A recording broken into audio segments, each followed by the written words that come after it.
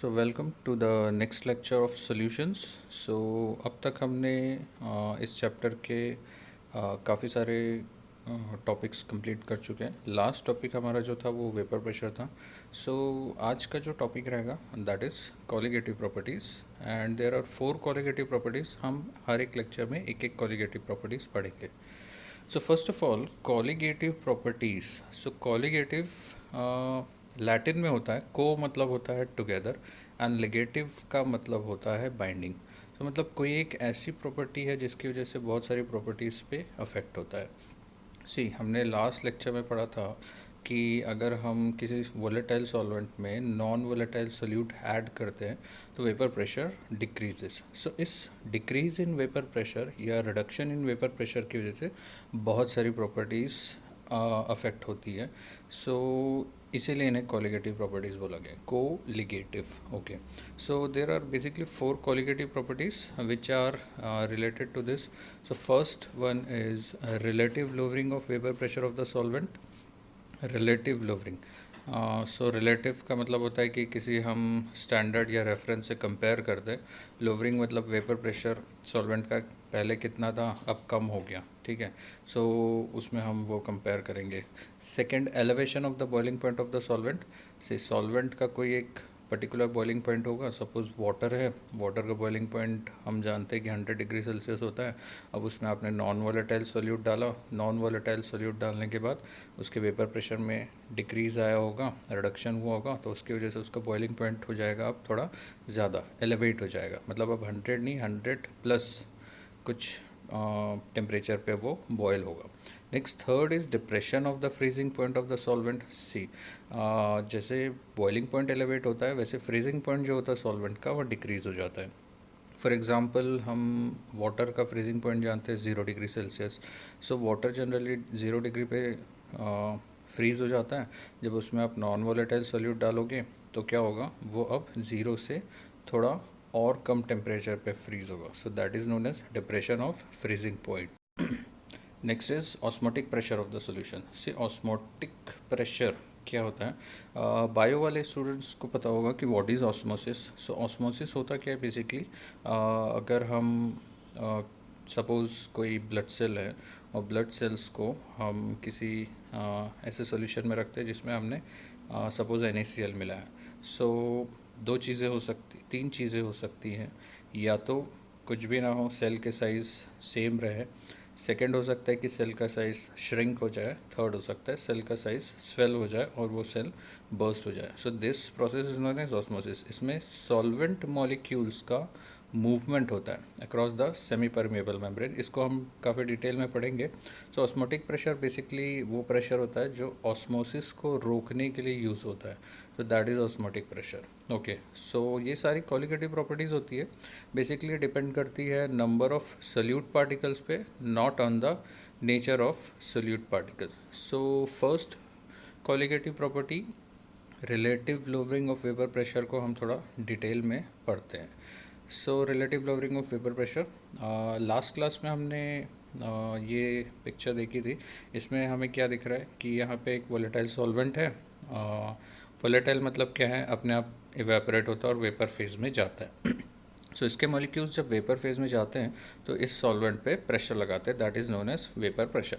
अब हमने क्या किया, इसमें एक नॉन वोलेटाइल सोल्यूट ऐड कर दिया। नॉन वोलेटाइल सोल्यूट ऐड करने के बाद क्या होगा, अब कम वेपर्स का फॉर्मेशन हो रहा है क्योंकि जो सोल्यूट पार्टिकल्स है वो यहाँ पे सरफेस पे आ गए और जो सॉल्वेंट मॉलिक्यूल्स है वो अब वेपर फेज में एस्केप नहीं कर पा रहे हैं। सो उसकी वजह से क्या हो गया, वेपर प्रेशर कम हो गया। वेपर प्रेशर कम हो गया। सो अब रिलेटिव का मतलब क्या होता है कि हम किसी एक रेफरेंस, अभी हमारे पास रेफरेंस क्या है, ये वोलेटाइल सॉल्वेंट है, इसका कुछ वेपर प्रेशर होगा सपोज P0 और ये हमारा सोल्यूशन है, इसका वेपर प्रेशर होगा सपोज P। सो इस दोनों के बीच में कंपैरिजन करेंगे। So that is known as relative. Relative का मतलब ये होता है कि हम किसी रेफरेंस से कंपेयर कर रहे हैं। लोवरिंग मतलब डिक्रीज इन वैल्यू। सी पहले वाले की जो वैल्यू होगी वो ज़्यादा होगी सॉल्वेंट की, सोल्यूशन की कम होगी। ये भी हमने लास्ट लेक्चर में पढ़ा था। If you have not seen the last lecture, please go and see the last lecture. So अब इसको हम थोड़ा मैथमेटिकली एक्सप्रेस करने की कोशिश करेंगे कि relative lowering of vapour pressure को हम कैसे मैथमेटिकली एक्सप्रेस कर सकते हैं. So according to Raoult's law ये हमें पता है P1 is equal to x1 P01. C P1 क्या है, सॉल्यूशन का वेपर प्रेशर, x1 क्या है, सॉल्वेंट के मोल फ्रैक्शन, और P01 सॉल्वेंट का ही वेपर प्रेशर है. ये हमने राउल्ट्स लॉ में पढ़ चुके हैं, 2 बार 2 लेक्चर्स में हमने ये रिपीट किया है. सी अब हो क्या रहा है, वेपर प्रेशर जो है वो रिड्यूस हो रहा है. सो रिडक्शन कितना रिड्यूस हो रहा है निकालने के लिए हम क्या करेंगे, फाइनल वैल्यू कितनी आ रही है, इनिशियल वैल्यू कितनी थी, माइनस करेंगे. इनिशियल वैल्यू ज़्यादा थी, फाइनल वैल्यू कम है, तो दोनों को माइनस करेंगे. So delta P1 is equal to P01. P01 क्या है, पहले वेपर प्रेशर कितना था जब प्योर सॉल्वेंट था, तो P01 माइनस P1 क्या है, सोल्यूशन बनने के बाद वेपर प्रेशर कितना हुआ. सो डेल्टा P1 हमारा निकल जाएगा. अब यहाँ पे जो ये फर्स्ट इक्वेशन है, सो यहाँ पे क्या दिख रहा है, P1 is equal to x1 P01. सो इस P1 को हम रिप्लेस कर सकते हैं. Yes, we can replace it. So P1 को यहाँ पे रिप्लेस करेंगे, सो हमारी इक्वेशन बन जाएगी P01 माइनस P01 x1. अब P01 इसमें से कॉमन निकाल लेंगे तो हमारा एक्सप्रेशन आ जाएगा P01 1 माइनस x1. अब ये 1 माइनस x1 क्या है, याद करिए मोल फ्रैक्शन में हमने पढ़ा था कि किसी एक कंपोनेंट का मोल फ्रैक्शन अगर हमें पता हो तो हम दूसरे का मोल फ्रैक्शन कैसे निकाल सकते हैं, 1 से उसको माइनस कर दीजिए. ठीक है. सो ये x1 क्या है, mole fraction of the solvent.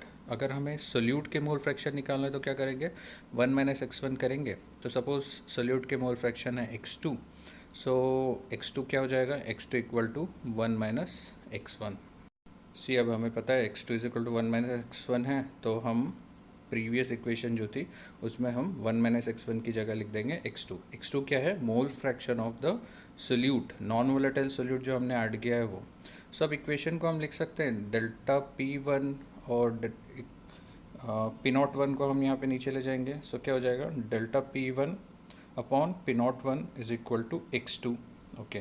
So delta P1 क्या था, हमने पीछे जो इक्वेशन थी उसमें देखा था डेल्टा P1 क्या होता है, P01 माइनस P1. सो हम डेल्टा P1 को P01 माइनस P1 लिख सकते हैं divided by P01 is equal to x2.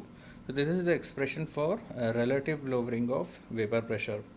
अब x2 को हम और एक्सपैंड कर सकते हैं. x2 क्या है, मोल फ्रैक्शन. सो हम मोल फ्रैक्शन को कैसे लिख सकते हैं, x2 को हम लिख सकते हैं N2 bye N1 plus N2. N2 क्या है, सोल्यूट जो हमने डिज़ोल्व किया था उसके मोल्स, डिवाइडेड बाय N1 क्या है, सॉल्वेंट के मोल्स, प्लस N2 सोल्यूट के moles, total number of moles. So this is mole fraction. So अभी हम वैल्यू को यहाँ पे रिप्लेस कर देंगे. जो हमारा एक्सप्रेशन क्या हो जाएगा, P01 minus P1 upon P01 is equal to N2 upon N1 plus N2.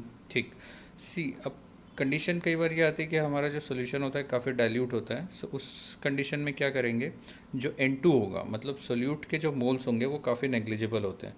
सो हम N2 को क्या करेंगे, डिनोमिनेटर से नेग्लेक्ट कर देंगे. सो डिनोमिनेटर से नेग्लेक्ट कर देंगे तो हमारा एक्सप्रेशन बन जाएगा ये P01 minus P1 upon P01 is equal to N2 upon N1. N2 को यहाँ से हमने नेग्लेक्ट कर दिया तो N2 अपॉन N1. सी N2 अपॉन N1 को हम कुछ और लिख सकते हैं क्या, यस. N2 क्या होता है, moles of solute. So moles का फॉर्मूला क्या है, given mass of solute upon molar mass of solute. तो सपोज N2 है तो उसका गिवन मास कितना हो जाएगा, W2 अपॉन मोलर मास कितना हो जाएगा, M2. सेम तरीके से हम N1 के लिए भी लिख सकते हैं number of moles of solvent. So number of moles of solvent N1 है, तो हमारा given mass of solvent suppose W1 and molar mass of solvent M1. सो हम अब इस इक्वेशन एक्सप्रेशन को इस तरह से मॉडिफाई कर सकते हैं. सो हमारा नया एक्सप्रेशन क्या जाएगा, P01 minus P1 upon P01 is equal to W2 into M1 upon M2 into W1. So W2 और W1 क्या क्या है, W2 है हमारा given mass of the solute, W1 है हमारा given mass of the solvent, M1 क्या है हमारा molar mass of solvent, and M2 क्या है हमारा molar mass of solute. See अब हम डायरेक्ट वैल्यूज़ पुट करके हम रिलेटिव लोअरिंग कैलकुलेट कर सकते हैं. ओके. सी अब हम इस एक्सप्रेशन को यूज़ करते हुए क्वेश्चन सॉल्व करेंगे. See, the question is the vapor pressure of pure benzene at a certain temperature is 0.850 bar. A non-volatile, non-electrolyte solid weighing 0.5 gram is added to 39.0 gram of benzene. Benzene का molar mass होता है 78. Vapor pressure of the solution reduces to 0.85 bar. So what is the molar mass of solid? See, video को pause करके आप खुद calculate करने की कोशिश कीजिए, पीछे जो एक्सप्रेशन हमने निकाला था उससे आपसे सॉल्व होता है क्या। फिर मैं इसे सॉल्व करता हूँ। ओके, सी सो सॉल्व करते हैं। सी, सबसे पहले हमें यहाँ क्या दिया हुआ है, जो सॉल्वेंट है प्योर बेंजीन उसका वेपर प्रेशर दिया हुआ है, दैट इज़ 0.850। सो ये क्या हो जाएगी, हमारी P01 की वैल्यू हो जाएगी। नेक्स्ट यहाँ पे एक और प्रेशर की वैल्यू दी हुई है जो कि 0.845 बार दिया हुआ है। तो ये क्या हो जाएगी, हमारी P1 की वैल्यू हो जाएगी। सो और क्या दिया हुआ है यहाँ पे, 0.5 ग्राम। सो 0.5 ग्राम क्या है, हमारा मास of solute. So mass of solute क्या होता है, W2। सो W2 की वैल्यू हम 0.5 ग्राम पुट कर देंगे। नेक्स्ट हमें क्या दिया हुआ है यहाँ पे, molar mass 78। So molar mass क्या हो जाएगा, M1। सो M1 की वैल्यू पुट कर देंगे 78। नेक्स्ट हमें यहाँ दिया हुआ है 39 ग्राम ऑफ बेंजीन। 39 ग्राम क्या हो जाएगा, मास of solvent. So mass of solvent की वैल्यू पुट कर देंगे। सो हमें निकालना है मोलर मास। मोलर मास मतलब हमें निकालना है M2। सो M2 कैसे निकालेंगे, अब हमने इस इक्वेशन में सारी वैल्यूज़ पुट कर दी हैं। M2 की value you can calculate and हमारा आंसर आ जाएगा। So this is one of the easiest question. You can try other questions from NCERT and other books. So और क्वेश्चन सॉल्व करिए, बेसिकली बहुत easy है। Colligative properties, it's not that difficult. Okay, so हमारा आज पहली colligative properties हमने complete कर ली, that is relative lowering of vapour pressure RLVP। Next, elevation of boiling point of the solvent, इसे हम नेक्स्ट लेक्चर में करेंगे, and depression of the freezing point in the same lecture. So just prepare your notes and keep doing different types of questions. Okay, thank you for watching.